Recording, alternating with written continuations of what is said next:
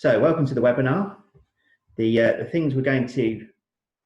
agenda we're going to have today is Matt's going to talk about credit management, and then Pete's going to talk about bringing employees back from furlough, and then I'm going to give you an update on some of the latest government changes and from the government support. So without further ado, I'm going to pass over to our first speaker, Matt, and he's going to tell you a little bit about himself and about some best practice in terms of credit management.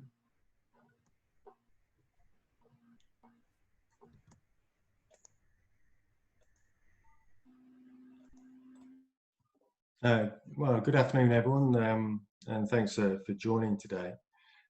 So yes, my name's Matt Godby from Godby Credit Management. And I'm going to talk to you today about the crisis that we're currently experiencing to businesses with COVID-19. So a little bit about me. So I've got 20 years experience as a credit professional and supported a range of businesses in lots of different industries over the years. And I help businesses understand the importance of customer and cash flow, which is the heartbeat of every business. So I provide order to cash credit management support. So what does this mean? Well, it means a range of things, including improving the risk and onboarding, also invoicing practices being more efficient, developing credit management practices that work, and also building strong relationships with your customers, underpinned by the various policies, systems, and strategy. So making the order to cash process as efficient as possible ensures you minimize your risks, build strong customer relationships, and get paid on time, and thus increasing your cash flow and profit. So I've helped businesses across the years improve their debtors position by an average of 65% and helped increase businesses' cash income by around 250 million. So if you have a question, just put your hand up in the chat box and I'll answer that at the end.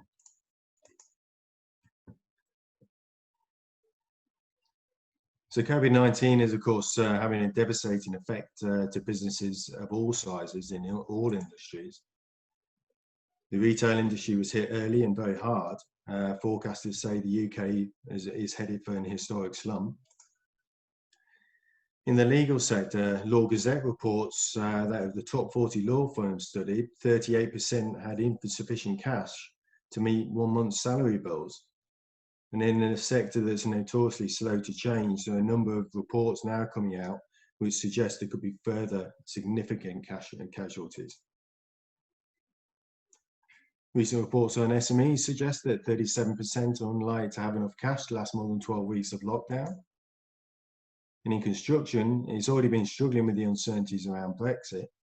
And the National Federation of Small Businesses say that with the coronavirus crisis being far more devastating and wider reaching than the 2008 financial crash, it has the potential to see widespread closures across the entire industry. And it says that without immediate action, and I quote, thousands of companies and their supply chains will go to the wall. And in manufacturing, only last week, Rolls-Royce announced that it is cut 9,000 jobs, 2/3 of which are likely to be in the UK. So it's enormously important in a rapidly changing landscape to act now. The old rules of taking time to plan and strategize don't necessarily apply any longer. And businesses need to act now and with urgency in order to minimize the risk of what can be a swift failure. So what are the current challenges?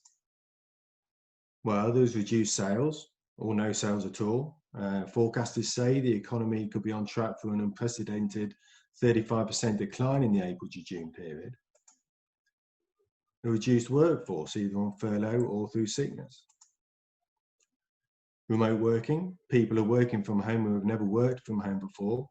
Managers are leading from people and those managers have never been working from home before. There are various systems problems. Some sectors have more challenges than others, and law firms is a good example of this. And there are various communication issues internally and externally, which of course can lead to a reduction in productivity. There's very much a cultural change working from home. It's very different, and the motivational factors are very different as well. So there's a reduction in customer payments. So as lockdown sales now become due, some businesses now see the impact, the twin effects of heavily reduced sales and the delay in customer payments, which means that there's less cash to be able to pay your suppliers, which of course leads on to cash flow problems, which is of course the heartbeat of every business. And without cash, businesses, as we've already seen, have failed. High street brands such as Oasis and Bright House have already gone into administration quite early on. And further reports suggest that half of retail businesses could be in trouble by the end of the summer. So there's no business that is immune. And I've already outlined the challenges to other sectors such as legal, construction, manufacturing and SMEs. So the most important thing right now, above all else, is cash. So what actions can you take? Well, we need to get the basics right. So look at your debt book. How much is owed by your customers? And it's quite surprising that some businesses don't necessarily know for sure. Do you understand the detail behind what is owed? Check your invoicing practices. How often are you invoicing? Can invoices be sent out sooner? So if you're invoicing at the end of the month, can they be sent out daily if need be? Are they correct? Have you invoiced all the charges? And this is basic stuff, because without a correct invoice or an invoice at all, then of course customers aren't going to pay. Can you renegotiate shorter payment terms? In terms of the risks, how confident are you that your customers will pay? No, things are changing daily, so past payment patterns are no longer a good measure for the future. So do deeper research. Speaking with customers is crucial to understand this. What credit controlling are you doing? Are you speaking with your customers? Do you have contingencies if customers don't pay? Now, we're all in the same boat right now, so effective, meaningful, open, honest, and most importantly, supportive conversations are the ones to have. So we need to get, so if you're struggling, you need to get help now. Now, I heard a saying fairly recently, the economy is somewhat like an old car. It's a lot easier to stop it than it is to get it started again. So there's a risk that many businesses, perhaps SMEs, have been over-reliant on the significant government support, which, by definition, only takes the business along. So it's their responsibility to be looking at what they can do within their own businesses to start back up again and move forward. So what's the future picture? Well, we all know that this is just the beginning. Another report suggests that the annual output can fall by as much as 13% in 2020, which is the biggest decline in 300 years. And Chancellor Rishi Sunak admitted that there's going to be a significant recession. So we need to act now. So whereas we need to act with urgency to get through this crisis, planning for the future can't stop. There's no point in surviving this crisis if your business fails at the other end. So you need to have a future strategic plan. And with social distancing and other restrictions set to be with us for some time to come, the world will be a very different place for quite a while yet. So businesses need to be looking beyond the short term that involves various government support, perhaps, and preparing to a new way of working, which is likely to involve increased costs and perhaps reduced profit. That means even greater importance should be placed on efficient cash flow management. So it's also a good idea to use this time of perhaps reduced productivity to plan for the future. So ask yourself the question, what future strategic planning are you doing? Now, if you aren't sure where to get started, get help now. Many businesses are offering free consultations, including me. And there are a number of professional services that are partnering with businesses to provide extra value-added services above their core offering to their clients and wider business community. Accountants such as Wren, forward-thinking law firms such as Rotherers and Carter Bond have been very good at that. So if you need help, there are plenty of places to go, many with no upfront costs. Now, I developed some top 10 tips, as many businesses are doing, which has been one of our most popular guides. You can also check out the website for the helpful support and information, where there'll be plenty of articles and video content, as well as links to the various reports and studies that I mentioned earlier on. And of course, email and the usual social media channels too, and I'm particularly active on LinkedIn. Now, we're currently conducting a survey of the business community to understand how they are coping and what actions they are taking to keep their business going.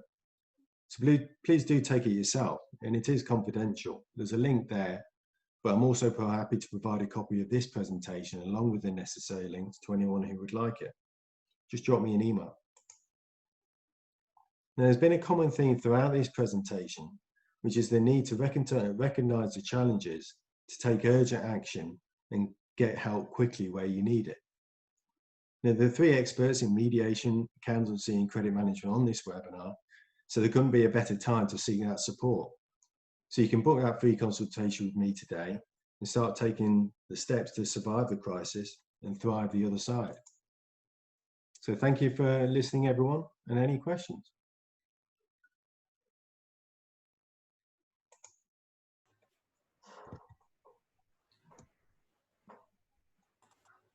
All right, thank you for that, Matt. That was very useful. If anyone's got any questions, please feel free to put them in the chat at the bottom, and I'm sure Matt will be happy to answer those when as we go through. Just got one more person who's just joining us a little bit belatedly, so I'll just let those in. Now, on to the next speaker. So Pete's going to be talking to us now about 10 top tips for bringing your employees back from furlough. So I will pass over to him.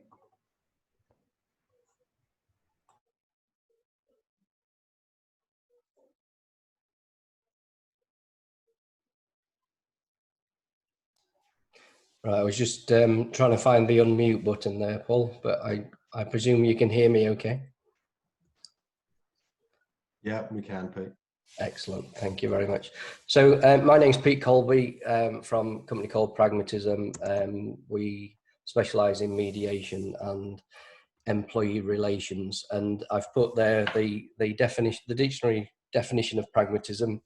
The reason that my business is called that is because it's probably the word I've used the most in my career. When it comes to people, I don't believe that there is any law or policy that tells you how to deal with every situation that involves people.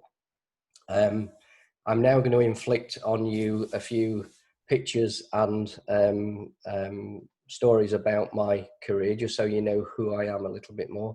So above my head there, in the right place, because they are my bosses, are my wife Liz and my 8-year-old daughter Millie. And obviously, as for most people, family is always the most important thing, and nothing trumps that. Over on the right-hand side, some strange pictures of bald chickens and my dogs. I'm a real animal lover, and I do rescue chickens that are due for slaughter and come out of those horrible places and then live in the backyard for many years. So animals is a big part of my life. Over on the left, you'll see a photo that Matt was giving me a few comments about the other day. That's from me traveling. As you'll see between the picture in the middle and that particular picture, it's over a year ago, shall we say. And that was me traveling in India. And you'll all recognize the very familiar emblem there that is the world famous Doncaster Rovers Football Club. I'm from Doncaster originally, hence the posh accent. And then least of important is the stuff at the bottom. I'm a fellow of the CIPD, which is the HR professional body. And most importantly for my career at the minute is the mediation at the bottom, which is the Civil Mediation Council. I am a qualified and accredited mediator for civil, commercial and workplace disputes. Just to carry on the infliction of telling you about me, this is my career path over the last 34 years, which started in the top left-hand corner at 16 years old. So it won't take many of you to realise how old I am. And I'm not going to talk about all of that, but the main industries that I've worked in have been the steel industry, the food industry, and the aerospace industry in the bottom right there, through 10 years at Rolls-Royce. And as Matt rightly points out, there's been some significant developments in that business. The key areas that I would pull out that's relevant to this discussion are the two areas on the left and the right where I've personally been made redundant. So I've been on the receiving end of quite devastating redundancies at the time, in particular when I've either just bought a house or just invested a lot of money in developing a house, and then your job goes. So I do appreciate how difficult it is being made redundant. The top in the centre is when I was at British Steel for 8 years. So I was then personally making people redundant, and I've made over 3,000 people redundant personally myself. And I always think that when it comes to leading people, making people redundant is the hardest thing that you can do. I'm quite comfortable with when employees are dismissed for gross misconduct, etc., because the employees have done something that's resulted in that. When it comes to redundancy, the employees have done nothing to deserve that. They've not been able to influence it. It's purely about the business economics, etc.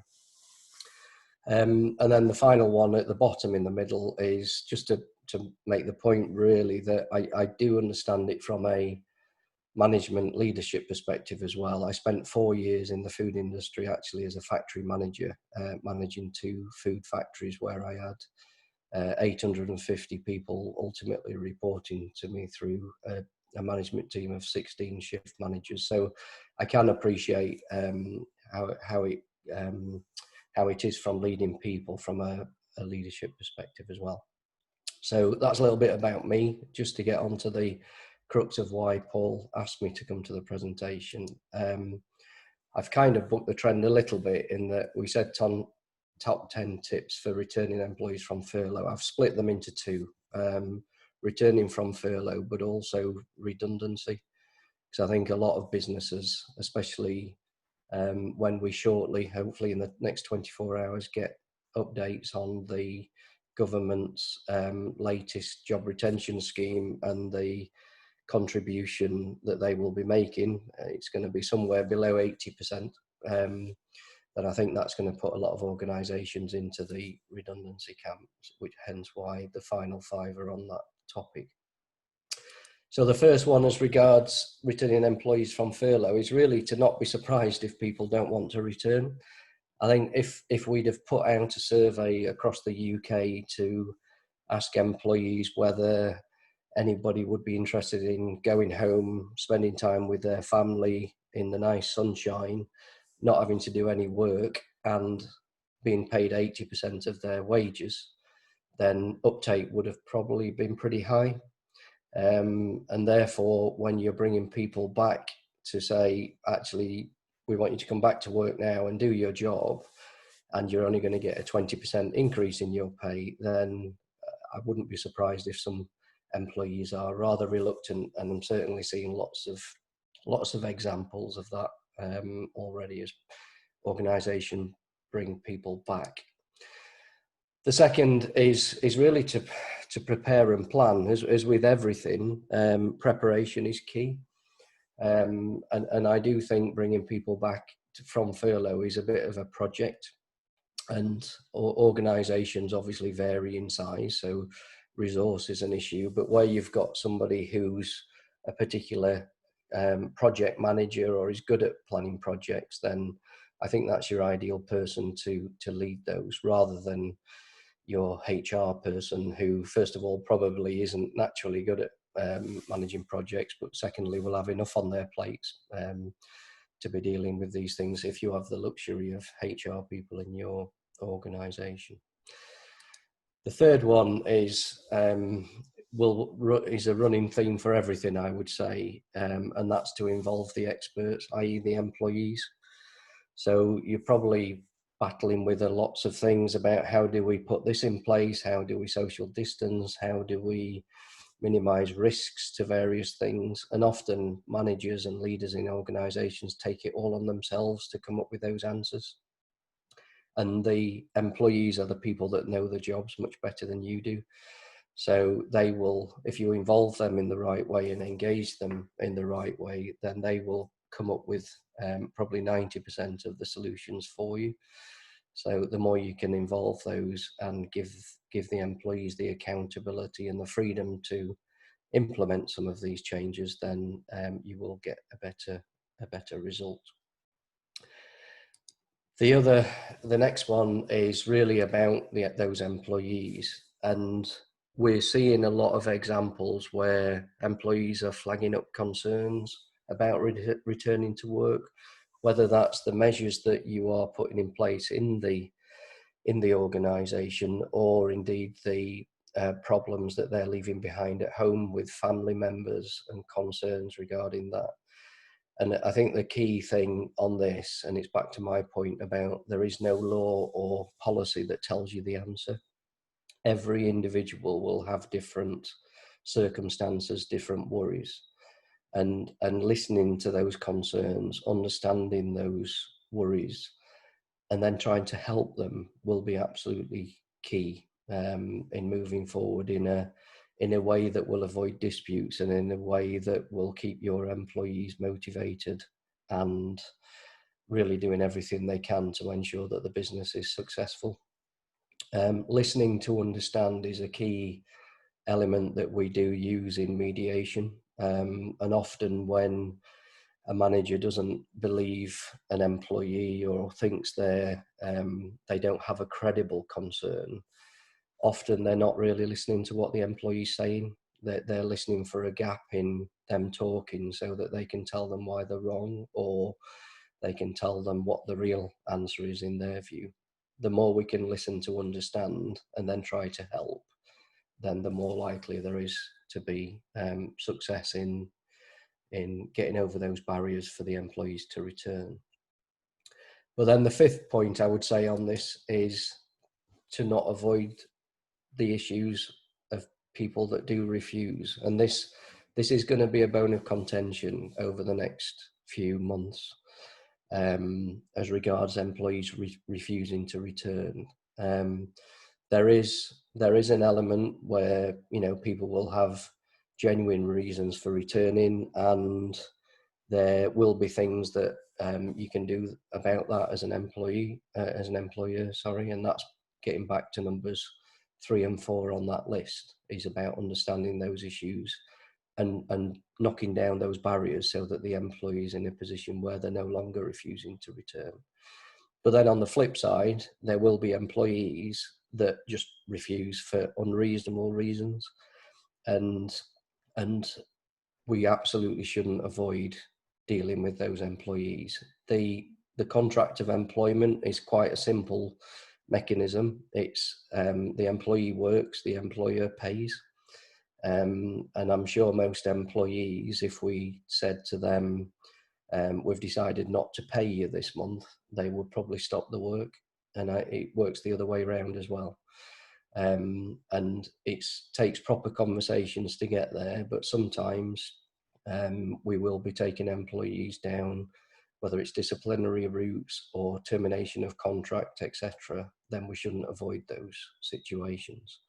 And we have to remember that the furloughing scheme, the job retention scheme, is actually about avoiding redundancies. But if the job is there, the work is there, and you've done everything that you can to make sure that they're safe and looked after in the workplace, then they should be returning to work. So they are my top 5 tips as regards returning from furlough. I'll come on to, I've actually produced 55 tips on this subject, so that's something I can send anybody that wants that. But moving on to the redundancy side of life, because this is something that a lot of organisations won't be able to avoid.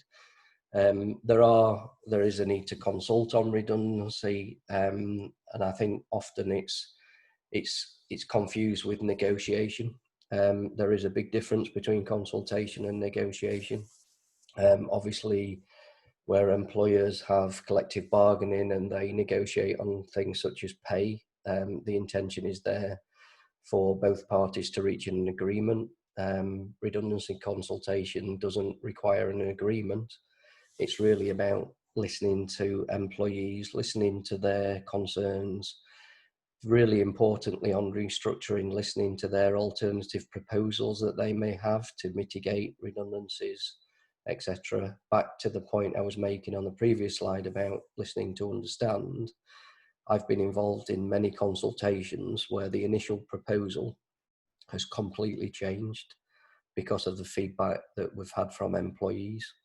To the extent where even in Rolls-Royce, when I've done some consultations on restructuring with those, the very senior people in Rolls-Royce have been almost kicking themselves because the employees at the ground level have come up with better proposals than they did. And that's purely because the employees know much better than senior management how things work. And when they flag some of the potential risks of the proposals that the organisation's putting together, then the organisation changes the proposal. So it's really important to listen to those people. But as I say, it doesn't need agreement. At the end of the day, as business leaders, you will be making a decision on whether people and whether roles will be made redundant or not. The second point I would make on redundancy is to consult early. Often organisations, they look at the minimum requirements, whether that's 30 days. So the official requirements are 30 days if you've got between 20 and 99 employees, and 45 days if you've got 100 or more employees. And just because you've only got 5 employees doesn't mean that you shouldn't consult. There's also a moral obligation. And point 2 on this slide is for me really just to say consult as early as you possibly can. Don't wait till you've got all the answers to the questions. Get the employees to help you define what those answers are and work out the best solutions. Often when organisations leave it until they've got all the answers to the questions, that stops them listening to employees' alternative proposals because they believe they've already given the appropriate level of consideration, and therefore you're not really consulting.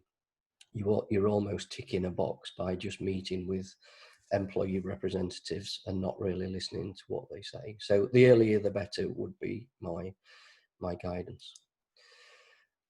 I've already mentioned this, but alternative proposals is something that you really should encourage your employees to come up with, whether that's alternative proposals regarding the restructure that you're proposing, or actually alternative proposals. You know, there's lots of organisations out there. I don't like the word, but the latest trendy word seems to be pivot.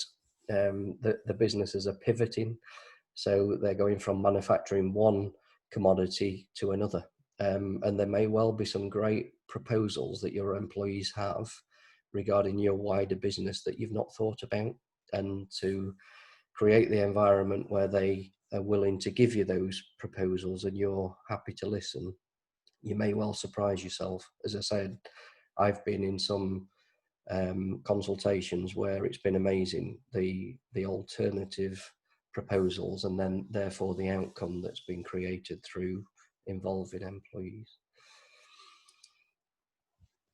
The fourth one, which will be key to anybody who's making anybody redundant, will be to think about the criteria for selecting people for redundancy. If it's a wholesale business closure, then obviously this is not as much of an issue because everybody's redundant. But where you are selecting employees for redundancy, there's a minefield out there as regards some of the consequences that you could have. Fairness and reasonableness are absolutely critical, but then there are, as most people will know, there are protected characteristics that can be either directly or indirectly discriminatory, and therefore absolutely illegal, and the consequences financially are unlimited. So it's very, very important to do it from that perspective, but more importantly, it's the right thing to do it from a fairness and reasonable perspective. The more objective the criteria, the better. So you're not getting into blue eye boy syndrome, and you're not choosing your favourites to stay, etc., etc. There will be consequences if you do that. And I don't know if anybody's on the call's been in employment tribunals, but you don't really want to be in that position. So it's and again, it's something that I'm happy to give anybody any guidance on as regards that type of criteria. And then the fifth and final one is inevitably in redundancy situations, unless employees do come up with proposals where you're avoiding making people redundant, then unfortunately you will be in a position where you are dismissing employees for reasons of redundancy. And often, employers do it really well, and sometimes they do it really badly. But the more you can do to really look after those employees, as I say, I've been in that position twice myself, where I've been made redundant. On one occasion, I was looked after very well, and the employer did it incredibly well. On one occasion, it was quite the opposite, and it makes a very big difference to you as an individual. And thinking about outplacement support, help with CVs, a little bit of coaching. Often the employees have been there for a long time. They've never had to have interviews and things. And there's a lot of help and a lot of free help that can be given to employees who are leaving the business. So I'd really encourage you to do everything you possibly can to help employees in that situation. So that's the last of my tips. Final slide is just a few contact details. If anybody does want to contact me, I'll send this out as a PDF, so you can do any links. As I mentioned earlier, we have got 55 tips as regards returning employees from furlough. It's lots of things that hopefully people may not have thought about, but hopefully will be of some use. So if anybody wants those, happy for you to email me. We're doing various things such as training sessions for people to avoid formal grievances as things. Obviously, there's a number of disputes that could happen over the coming months. So we have got a training session next Wednesday, and there are places left on that if anybody wants to attend that. And we also do monthly updates, etc., which people can register for. So that's it from me, Paul. If you want to, I'll stop sharing this. I don't know if you're sharing something else. Thanks, Pete. That's great. So yeah, thank you, Pete. That was really useful.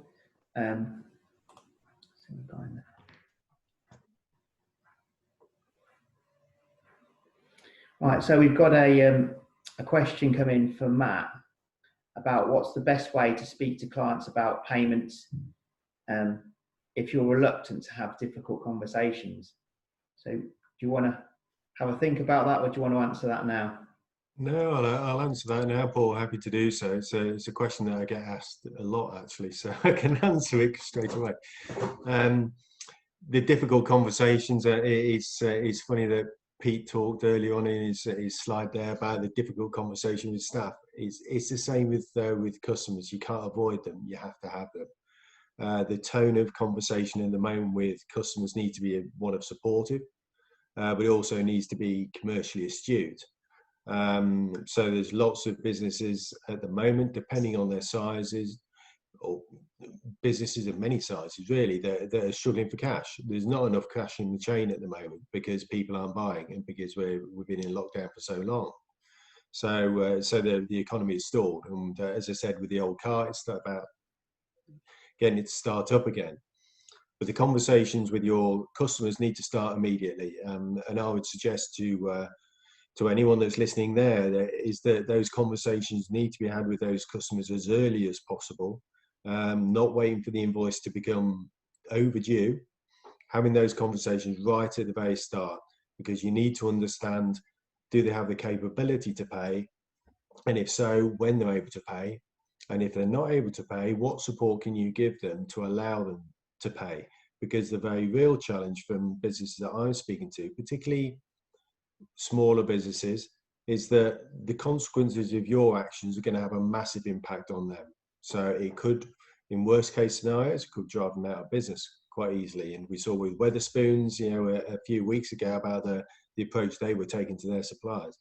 But also you're actually helping support them through this crisis. So it means that they're not feeling that they need to hide away from the problems. You're actually genuinely supporting them through this crisis to allow them to make the payments that have to be made, because it's a debt and at some future point they have to pay. So you're allowing them to, as I said, support them through the crisis so that they haven't got this big debt to pay at the end, which they may not be able to pay. And then that leads on to the general enforcement action that you might inevitably have to take. All right, thank you for that. Right, I will now go on to my bit of the presentation, which is just going through some of the government support packages that are available there for businesses. So if you're unsure about what you can claim for and what's available, there is a very useful government support finder tool, which you can find at the .gov website, the full URL there on the screen. You just literally go to that page, go to the start button and go through a step-by-step process, and it tells you exactly what support is available for your business by asking a series of questions. It is possible that you'll go through it and you'll find that at the end it says that there's nothing available, please apply for universal credit. But a lot of people have used this, clients and contacts, and found it very useful, and it's pointed them towards something they weren't previously aware of. The most recent support that's been announced recently is the bounce back loans. These were announced on the 27th of April for small and micro businesses, and the businesses can borrow between £2,000 and £50,000, and the chancellor promised that the funds would be accessed within 24 hours of approval. These are now 100% backed by the government and the taxpayer, and you can borrow up to a maximum of 25% of your business turnover. The government pays the interest for the first 12 months, and there's no capital repayments in that time either. The Chancellor's also said that the bank shouldn't be performing any forward-looking tests about business viability or complex criteria, and there's a URL on the screen there for the full details of it. Now, we've had a month or so of these now, and I'm very pleased to say that the feedback we've had from our clients and contacts is that the money is accessible a lot easier than the previous loan scheme that the Chancellor announced earlier on. But some banks are better than others. Santander seems to be turning things around very quickly. Lots of the applications that have gone into them that we've seen from clients have been turned around within 24 hours from when the application has been submitted to the receipt of funds. The record is currently 4 hours. One of our clients did one at just after 9 o'clock and had the funds in the bank account just after lunchtime. Some of the other banks are not being particularly quick. The worst that we've seen is the Yorkshire Bank. Had a couple of clients apply to them on the day that it was announced, and they've still not had receipt of funds, which is disappointing. The loans can be repaid at any point without any penalty, and after the first year, the interest rate is fixed at 2.5%. Also, getting these loans don't affect your eligibility for other government support. So for lots of clients that we've been talking to in contacts, this is a source of very cheap cash. Some people are planning it for just as a holding backstop, just in case they need it. So they're getting this money and just saying, well, I've got it there. If I need it, I will use it. If I don't need it, I will pay it back, and it's not going to cost me much. To apply, it's best just to contact your own bank directly, and all the applications are online. It's the same terms with all the banks with the same rate, so you don't really need to shop around. You will need your annual turnover figure and a copy of your last tax return or accounts to submit to the bank in support of what your turnover has been. Now, the other support that we've just seen hear a little bit more about is the discretionary grants from the local councils. So earlier on in the pandemic, the government had given these grants for people that paid business rates or were covered by small business rates relief, and you got £10,000 access quite quickly, or £25,000 if you were in the hospitality sector. but there were some smaller businesses that fell through the cracks and couldn't get those because maybe they were in serviced offices. So these are discretionary grants. The money's going to be given to the local councils, and the only criteria is that you've got to be under 50 employees and you've got to be able to demonstrate a significant drop in income due to the coronavirus restrictions. There's going to be 3 levels of grant payments. The maximum will be £25,000, and then there'll also be one of £10,000, and then there'll be a discretionary one, which is any amount under £10,000. And the local councils will use their own criteria and adapt this to the local circumstances. So this is another pot of money. It is a grant, it's not a loan, so it will be something worth applying for, but it is going to be done on a needs must basis, and the local authorities will set their own rules. I did touch base with the local authority which we're part of, which is Broxtowe, and they're still waiting for the government to provide them with the funds, and 2, also some more details about how they set their criteria. So please watch this space, keep continuing to come to the webinars and see if there's any movement on that. Coronavirus Job Retention Scheme update. This has recently been extended. I'm not going to dwell on this too much because it's been around for a long while. It's basically 80% of wages for furloughed employees that you can claim back, up to a maximum of £2,500 a month. You can also claim the employer's NIC and the auto-enrolment pension costs, which is typically 3%. The portal for claim opens on the 20th of April. The scheme was backdated to the 1st of March, and it's now been extended to the 31st of October. However, we are expecting some changes from the 1st of August. So it's going to be as it stands until the end of July, but from the 1st of August, there's going to be some flexibility introduced so that furloughed workers can come back on a part-time basis. But to do that, the employer is going to have to pay part of their wages. Unfortunately, we still don't know any more details of this. We're hoping to get them in the next few days so that people can start planning, as Pete was alluding to, how they're going to bring employees back from furlough and how they're going to sort of reintegrate them back into the business and maybe start getting them used to working again. We've also got the Self-Employed Income Support Scheme. Most self-employed people should have now been, such as partnerships and sole traders, should have been contacted by HMRC by now. If you are self-employed and haven't been, you should use the link on there to check whether you're entitled to it. HMRC say that the tool's working well, but we've had lots of complaints, and there've been lots of complaints online that the check is unreliable. There's also been reports that sometimes you'll go onto the claim link and it will say that you're not eligible, but then you'll try again later and it says you are eligible. So please do persevere with it. There is a way of registering a dispute, which is on the bottom of this slide. You just register it and they should come back to you by the end of May. The other problems and issues that we've come across is that you do need a government gateway ID to apply for this. Many people don't have one.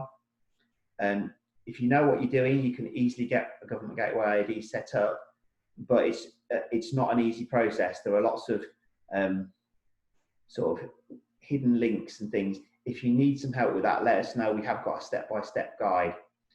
We've had lots of confused clients contact us trying to get some help with this. It is not as easy as is made out in some of the government and HMRC reports. So if you do need help, don't be afraid to reach out and ask for some help. Now, our focus after today is also going to be, again, which today moving away from the looking at the grants and moving on also to look to the future. So hence why I've asked Matt and Pete to speak today, because they're looking at addressing the future, getting some money into your business and also getting your employees back into the business and starting work for you. And we've got another webinar next week in conjunction with Roller Solicitors and also Reach Business Coaching. And that's about getting your business back on track after COVID-19 and growing for the future. That's going to cover lots of ideas about the importance of your mindset, about knowing your numbers and supporting your team, marketing ideas, time management strategies, and things about setting your terms and conditions with your customers and your suppliers. So if any of that you think is going to be useful, please do book onto the event, there's a link there. It's also on social media. Again, it's another free event. It's a slightly longer one because Jazz from Reach Business Coaching is full of good ideas. And so that's going to last from 8:30 till 11:30. If you want to come along but can't make all of it, just come for the time you can do. That's the beauty of a webinar. And there will be a recording and a link sent round later so you can watch it at your leisure. There's my contact details should you need any further information. Also, please do follow us on social media. There's lots of updates going up there all the time. So please do follow us. So thank you for watching. I'll just now stop the screen sharing and we'll see if there's any other questions or any other comments anyone wants to make before we wrap things up. Just one thing I wanted to ask, and this applies to either of you, I suppose, really, is some of the people that I'm speaking to prompt the concerns that the various support that's out there, particularly with the SMEs, the various support that's out there is fairly substantial, which is preventing the forward planning or the mindset of forward planning and gearing back up to get back to the businesses back to full work, because the government support is so generous. That is preventing that kind of mindset to gear back up to full working. What are your guys' views on that? Well, we've been encouraging clients not to sit back and sort of sit with their feet up in the garden enjoying the sunshine and a beer just because they've had a grant and some money off the government to furlough their workforce. And we've been encouraging them to plan for the future and to use, you know, it's an interesting term that's become a bit trendy, as Pete said, the whole idea of pivoting and making sure that you've adapted your business to the new trading circumstances. But people do need to look at their businesses, because I think things will be radically different after the whole coronavirus thing has passed, because people now have got used to the fact that people can work from home. They've also got used to the fact that things like webinars on Zoom and meetings on Zoom are much more easy to manage, and a hell of a lot less time is wasted. Just before the whole coronavirus lockdown, we had a couple of meetings that we had to go to with some contacts and clients up in Leeds, and it was literally myself and Ravi, the other director at Wren, spent an hour and 10 minutes in the car driving to Leeds. We spent 45 minutes in the meeting and then spent an hour and 10 minutes driving back from Leeds. And I said to Ravi afterwards, God, that was a waste of a lot of time there. We wasted, you know, nearly 3 times the meeting time driving there and back. And at that point, we'd not really used things like Zoom for meetings. But I think if we had that meeting request now, we would use Zoom and have the meeting, and we would have saved ourselves a couple of hours of wasted time in the car. So I think that sort of thing, people need to be ready for that.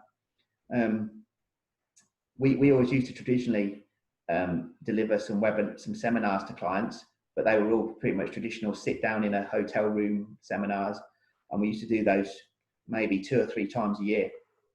And I think we will continue to do them, but they'll probably be in this format, because you don't have the same costs and challenges of getting people there. People don't get stuck in traffic, and you're not waiting around for people. And then also, the content can be recorded and made available on demand afterwards, so that you get the best of both worlds. Any comments, Pete? Sorry, I'm not very quick with the mute button. No, I agree. I think it's I think it's going to change. I've been talking about employees losing their jobs and things, which is incredibly sad. But I think organisations will also, they'll be looking at how many offices they've got and how many meeting rooms they pay for and things like that. And I've been doing mediations online, and when I think about the mediations that I've travelled to 200 miles to and charged my that for the travel, for the mileage, but also having to stay overnight and things like that, it significantly increases the costs of a mediation when it can be done online. And we're proving now that it's just as effective. In fact, often more effective because people are at home and they're in the comfort of their own home. So I think it's just, I think it's changing the whole dynamics of the workplace. I am a bit worried that I'm hearing some organisations say, that's it, we're just all going to work from home now.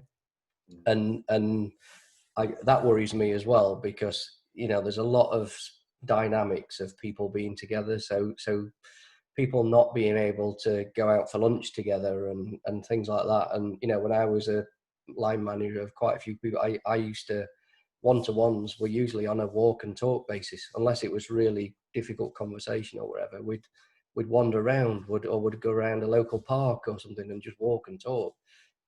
I suppose you could do that on Zoom, but it wouldn't be quite as good. So, yeah, I think there's going to be some really good benefits, but I just hope people don't go too far. But I think, to your point, Matt, that the same as I was saying about our employees are actually loving being at home in the sun and all this lot, and they'll be a bit hacked off about having to come back.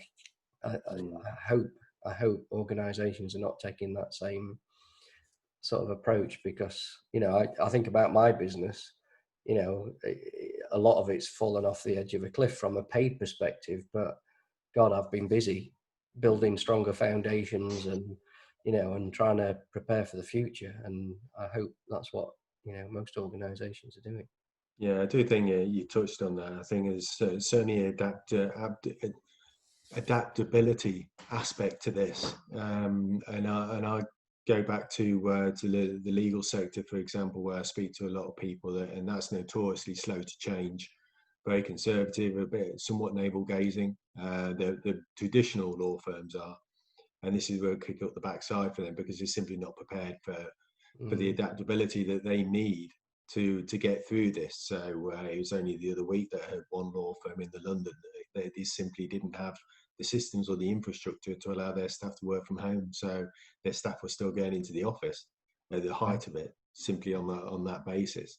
So I think that if businesses are adaptable and if they're outward looking and forward thinking, then it's those businesses that will get through this and they'll be stronger for it. But as I think I said in the presentation there, unfortunately there are going to be casualties, and it'll be those, you know, other businesses that aren't able to adapt and see the benefits that might come out of this. Yeah, and you know, to your point, Paul, about whatever the government's going to announce as regards the, you know, because the only thing we know is it's not going to be 80%, and, you know, and employers are going to have to fund this. I've been saying for a couple of weeks since they said that, if it was me, I'd be planning on, right, if it's 75%, what's our answer? If it's 70%, what's our answer? All increments down to zero.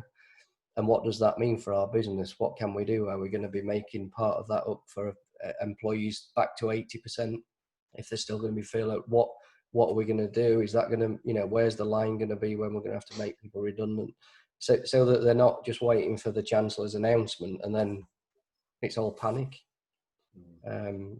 Preparation's key as far as I'm concerned.